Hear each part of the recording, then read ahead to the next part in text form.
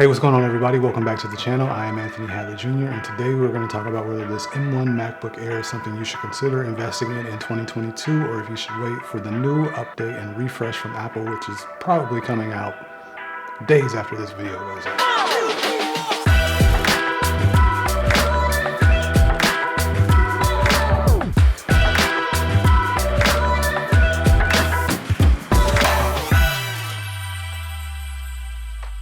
So I am about 99.9% sure this is not your first time watching a video on this computer. I'll just go over the specs real quick. This is an Apple M1 chip with a 8-core CPU and a 7-core GPU. I have a 256 gig storage. And the entry-level price for this is $999. Most of you know, but for those of you that don't know, Apple does provide an educational discount on their site, and they don't make you prove that you are in the educational system. So typically you can get this computer for $899 or any computer for a little bit cheaper. Now, the two biggest things that have always stood out to me about this computer and the M1 chip are the battery life and what it's capable of doing. Apple touts it as an 18-hour battery life. Out of all the devices I own, iPhones, iPads, other MacBooks, this has the best battery life of probably any technology that I've used personally to date. The other thing is just what it is surely capable of. Before this was released, a lot of us were getting an idea of what these M-series processors were capable of doing when we had the iPad Pro with the A12 Bionic chip, where for a lot of us content creators, the way that we tested it out the most was in using LumaFusion, where you could do, I believe, 3 layers of 4K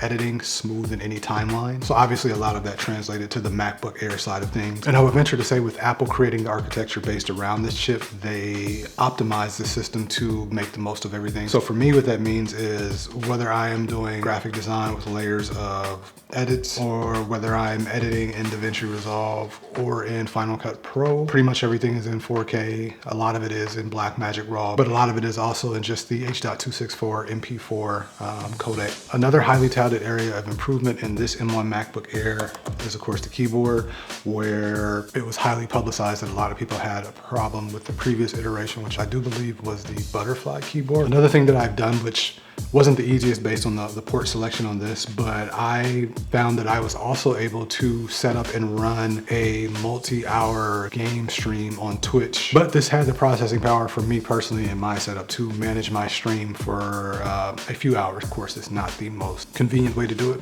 but if streaming is what you do and you're always on the go and you just needed to get a stream in with your M1 MacBook Air, I do believe it is something that you could do comfortably and confidently. Only concern is that I believe around March 8th, which it's probably right after or maybe before this video even goes up, Apple has their spring event, which is heavily rumored to be introducing the M2 MacBook Air, which is going to be, if we've noticed the way that they are staggering their releases, went from the M1, M1 Pro to the M1 Max and now to the M2. I believe there's going to be a middle ground in between the capabilities of the M1 and the M1 Pro and Max. There's also rumored to be a new redesign for the chassis and the actual body of the MacBook Air. Well, the two questions I have personally are going to be at what price point the new M2 MacBook Air is going to fall under, and are they also going to keep this in the lineup and potentially drop the price point? Because I believe if you just need an Apple branded Ultrabook that is going to be ultra portable and can do most of your everyday tasks to a T and not have to worry about throwing it on the charger, the value proposition on this is just going to increase if Apple does in fact keep this in the lineup and drop the price to make space for the new M2 MacBook Air. So it is definitely something that I personally would recommend that somebody invest in, but once again, being so close to Apple's new spring launch event and the heavily rumored M2 MacBook Air being right on the horizon, maybe just put this in your shopping cart, but wait to pull the trigger until March 8th or 9th until we get something confirmed in either direction.